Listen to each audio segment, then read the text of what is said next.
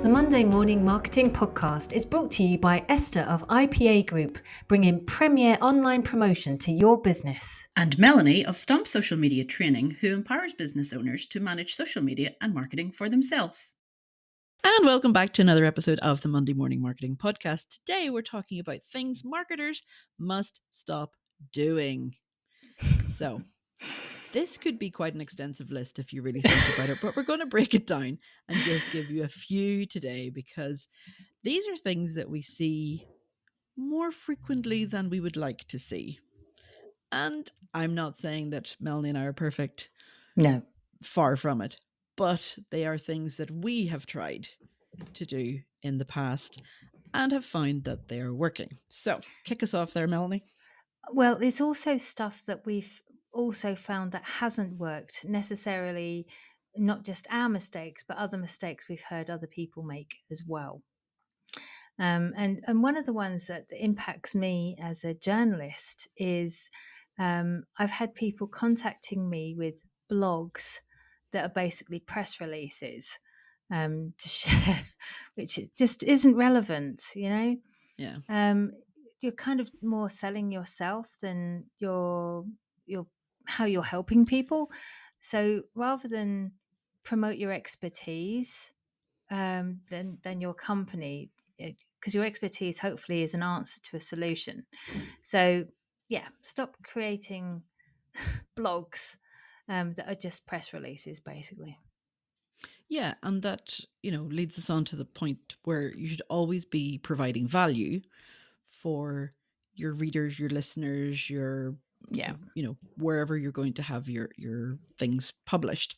So if you're only using, sales jargon and only talking about me, and this product is great because this, instead of talking about the pain points and the problems that it solves, then it's going to fall on deaf ears. So that is a very important one. I would say, now I do love email marketing, but stop sending emails for the sake of sending emails. If you have nothing useful to say, your audience won't mind if you're not clogging up their inbox. Agreed. That's really true. The amount of spammy crap that I get rid of my in my email list is nuts. Yeah, and if I see that it's maybe the same email or the same type of email, or even some people don't even change the title, then without even reading it, it goes in the delete. And if they're frequent offenders, then it gets unsubscribed. Whereas I was listening to, I think it was Anne Conlon, said that she only sells, now Anne Conlon, for those who don't know her, she's all about sales. And she says she only sends out an email once a month, one time a month, and that's it. And I would say even that is perfectly fine, because then people know that to expect your email from you, they will recognize your name, and it doesn't become visual junk or visual spam by going, oh, it's that person again. So we want people to be happy to see your name pop up in their inbox. No, that's definitely something I would agree with as well. Also, stop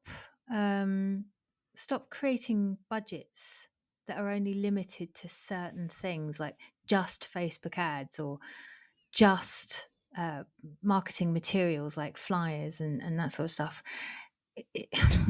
Marketing encompasses a huge area. It includes stands, networking, even the time that it takes to create messages that go through other networks, for instance, like the local chamber. I'm going to be doing a follow-up email to send to the chamber because I attended a chamber event recently, and that's still marketing.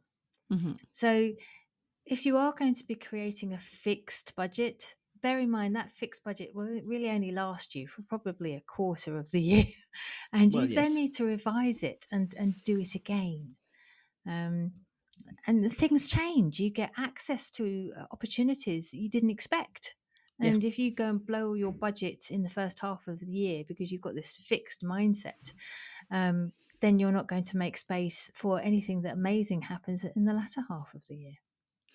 And I would also add to that and say, don't wait to spend all your marketing budget in the last quarter, No. because we were talking about this before coming on air and saying that it's funny how in the last 2 months before year end, here in the UK, it's April. So February, March is frantic busy because people are spending up their marketing budget. In the Republic of Ireland and in America, it's December. So October, November is usually hectic, isn't it, Melanie? Mm. Oh, Because I've lost people my are, voice before because of yeah, the insanity of the amount of work that I got just because of all the in-person training I was doing. yeah. And the weird thing is, you know, if you were to break that down into quarterly spends for those training events and things, then that would serve you and your audience better by learning throughout the year. Whereas if you just cram it all in to the last couple of months of the year and then take Christmas off, you're going to forget it all anyway. So that's, or it all changes as it does in especially digital marketing. Yeah. So many things change that you do need to be constantly on top of this. And that leads me on to another point. Stop doing things the way you did them 10 years ago, 15 years ago. Some people haven't changed. It's all the same. Well, it's always worked for us. So we're always going to do this. We're always going to Yeah, advertise in this place. but We're whilst always it going does to. work, I think you should. But I also think you should look at embracing new technologies, especially right now. The explosion of AI. Yeah. There's so many new tools, and we are going to be going through some amazing tools in the coming weeks that we've certainly been trying out and using. But I agree that some things shouldn't change. In that, if it does work for you, if you found out where your niche, where your audience is, and the problems that you're solving, it shouldn't stop there No. because we everything has an evolution, and things do move on. Yes, definitely. And in the same space as that, moving on. So personally, I think one of the toughest things that I've come across, certainly with people who come into my office, is that they are putting up their posts on a regular basis, which is great. They're keeping it all changed up, but they're not measuring. They're not focusing on the analytics. They're not doing key performance indicators.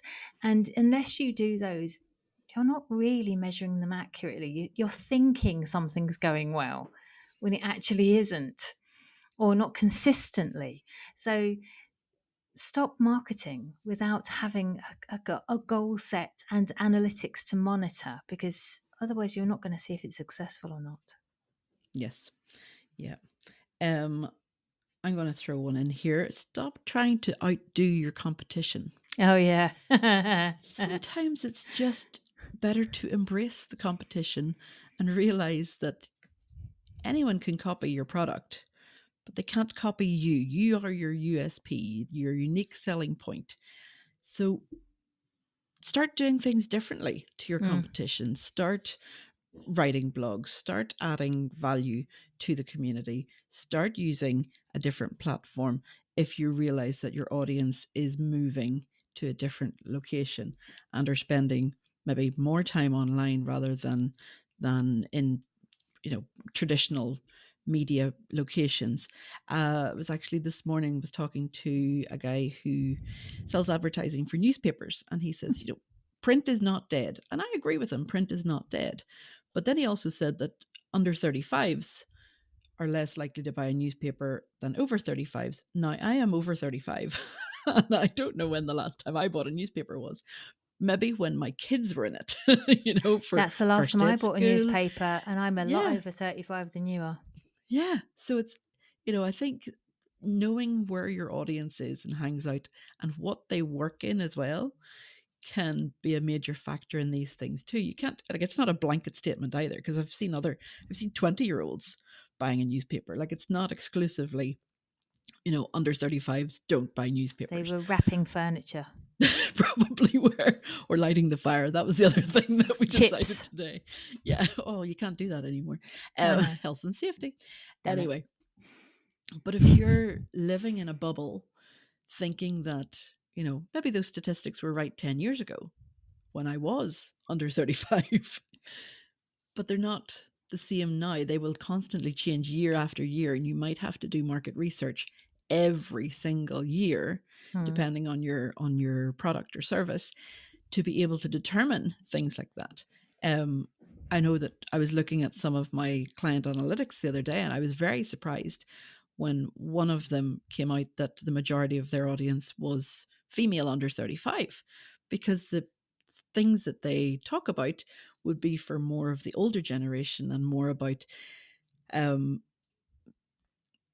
menopause. Just going to say it. Okay. So more about women's health, in the older years.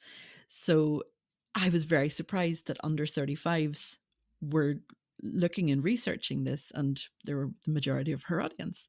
Mm. So you just never know until you check your analytics.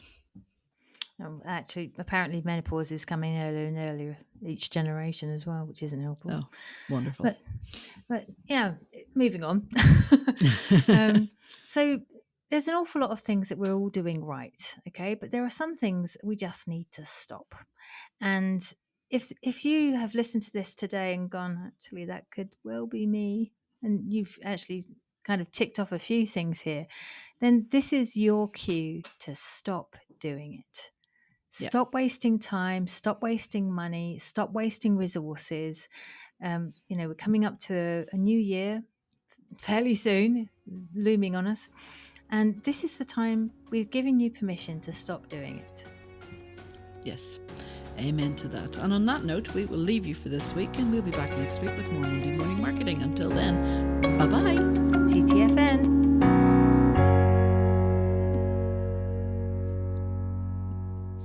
How many people do you actually think realize what TTFN stands for? Oh, come on, we're not that old.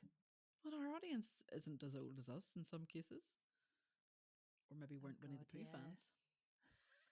No, they'll know.